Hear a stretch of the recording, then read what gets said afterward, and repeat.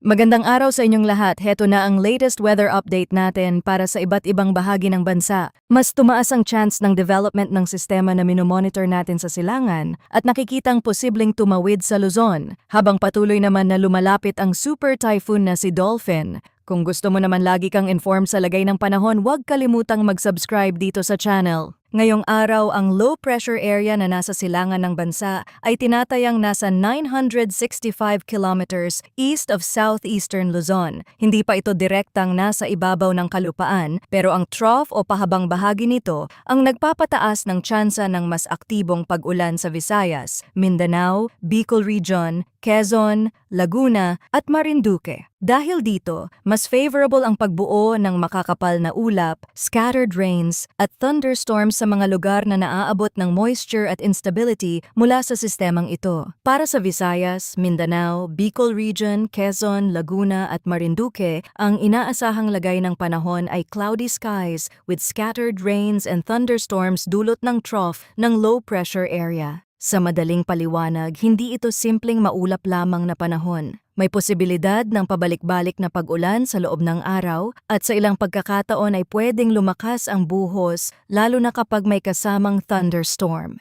Ang scattered rains ay maaaring hindi sabay-sabay sa lahat ng lalawigan, pero kapag tumama sa isang lugar ang mas aktibong bahagi ng ulap at ulan, posible ang moderate to at times heavy rains. Dahil dito may banta ng flash floods sa mga mabababang lugar at landslides sa mga bahaging mataas o matarik. Sa Visayas, mahalagang bantayan ang mabilis na pagbabago ng kalangitan. Maaaring may mga oras na tila humihina ang ulan o nagiging mas maliwanag ang paligid, pero dahil aktibo ang trough ng low pressure area, pwede pa ring bumalik ang makakapal na ulap at sumunod ang panibagong buhos. Sa mga lugar na malapit sa ilog, estero at mabababang komunidad, ang paulit-ulit na ulan ay maaaring magpataas ng tubig sa maikling panahon. Sa Mindanao naman, maaaring magsimula ang araw na maalinsangan o bahagyang maaliwalas sa ilang lugar, pero kapag dumami ang moisture at naging mas unstable ang atmosphere, mabilis na mabubuo ang malalaking ulap na may kasamang ulan at kulog. Sa mga bulubunduking lugar, lalo na kung matagal nang basa ang lupa,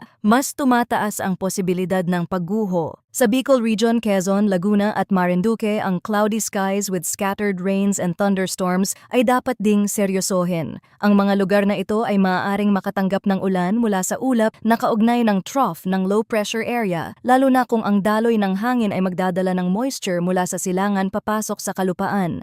Sa Bicol Region, maraming lugar ang may kombinasyon ng baybayin, kabundukan at mabababang komunidad, kaya kapag lumakas ang ulan pwedeng sabay na bantayan ang banta ng pagbaha at pagguho ng lupa. Para naman sa Metro Manila at sa rest of Luzon, ang inaasahang lagay ng panahon ay partly cloudy to cloudy skies with isolated rain showers or thunderstorms dulot ng localized thunderstorms. Ibig sabihin, hindi kasing lawak ng ulan ang inaasahan kumpara sa mga lugar na direktang apektado ng trough ng low pressure area, pero nananatili pa rin ang posibilidad ng biglaang buhos. Karaniwan sa ganitong panahon, maaaring mainit o maalinsangan sa unang bahagi ng araw, pagkatapos ay biglang kakapal ang ulap habang lumalapit ang hapon o gabi. Kapag naging severe ang thunderstorm, maaari pa rin itong magdala ng malakas na ulan, kulog, kidlat at bugso ng hangin sa loob ng maikling panahon. Pagdating naman sa hangin at kondisyon ng karagatan, sa Mindanao ay inaasahan ang light to moderate na hangin mula south to southwest. Ang coastal waters dito ay slight to moderate na may taas ng alon mula 0.6 hanggang 1.8 meters. Ibig sabihin, sa pangkalahatan ay hindi ito ang pinakamalubhang kondisyon ng dagat, pero may mga pagkakataon pa ring maaaring maging mas maalon lalo na kapag may thunderstorm sa paligid. Kapag biglang kumapal ang ulap, lumakas ang hangin o may kasamang kulog at kidlat, pwedeng pansamantalang sumama ang dagat kahit nasa slight to moderate ang pangkalahatang kondisyon. Sa Luzon at Visayas, ang hangin ay light to moderate mula northeast to northwest. Ang coastal waters naman ay slight to moderate na may taas ng alon mula 0.6 hanggang 1.2 meters. Sa mga baybaying bahagi ng Luzon at Visayas, maaaring maging maayos ang lagay ng dagat sa ilang oras, pero dahil may trough ng low pressure area at may posibilidad ng thunderstorms, kailangan pa ring maging maingat. Ang thunderstorm sa dagat ay maaaring magdala ng biglaang pagbugso ng hangin, mas malalaking alon at pagbaba ng visibility. Ngayon naman, silipin natin ang latest tropical cyclone threat potential sa mas malawak na bahagi ng rehiyon. Para sa Week 1 mula July 30 hanggang August 5, si Tropical Cyclone Dolphin ay nabuo sa malayong silangan ng bansa sa labas ng PMD at inaasahang kikilos generally northwestward patungo sa northeastern portion ng PMD. Sa kasalukuyan, ito ang isa sa mga sistemang binabantayan dahil nasa malayong bahagi ito ng silangan at may galaw na papunta sa mas hilagang bahagi ng monitoring area. Kasabay nito, may TC-like vortex o TCLV1 na nasa pagitan ng eastern boundaries ng PAR at TCAD at meron itong low likelihood of tropical cyclone development. Ibig sabihin, may isa pang circulation o posibleng disturbance sa silangan ng bansa pero sa ngayon ay mababa pa ang tsansa nitong maging ganap na tropical cyclone sa loob ng Week 1. Para naman sa Week 2 mula August 6 hanggang August 12, inaasahang si Dolphin ay lilitaw o kikilos sa northern boundary ng PMD at tutungo sa north of Taiwan. Ipinapakita rin na ang TCLV2 ay maaaring mabuo over the northeastern portion ng PMD na may low likelihood of tropical cyclone formation sa loob ng Week 2. Ibig sabihin, kahit ang kasalukuyang focus ay nasa low pressure area sa silangan ng southeastern Luzon, aktibo ang mas malawak na Pacific region. Kung titingnan ang ibang weather model, mas tumaas ang chance na maging bagyo ang low pressure area na minomonitor sa silangan ng bansa. Kapag naging ganap itong bagyo sa loob ng PAR, tatawagin itong Bagyong Luis. Sa kasalukuyang direksyon na nakikita sa ilang senaryo, posible nitong tawirin ang northern or central Luzon. Ibig sabihin, may mga model na nagpapakita ng ruta na maaaring magdala ng system palapit sa kalupaan ng bansa. Ngunit malaki pa ang uncertainty sa eksaktong track, timing at intensity nito. Ang low pressure area ay nasa silangan pa ng bansa at habang hindi pa ito ganap na organisado bilang bagyo, marami pang pwedeng magbago sa magiging galaw nito.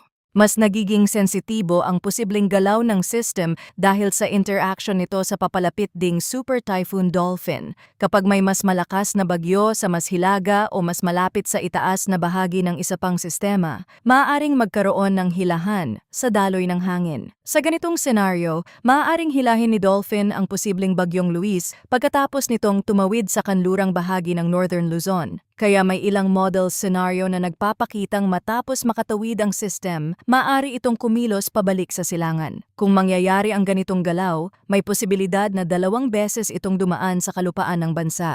Bukod sa posibleng track interaction, mahalaga ring pag-usapan ang magiging epekto ni Super Typhoon Dolphin sa southwest monsoon.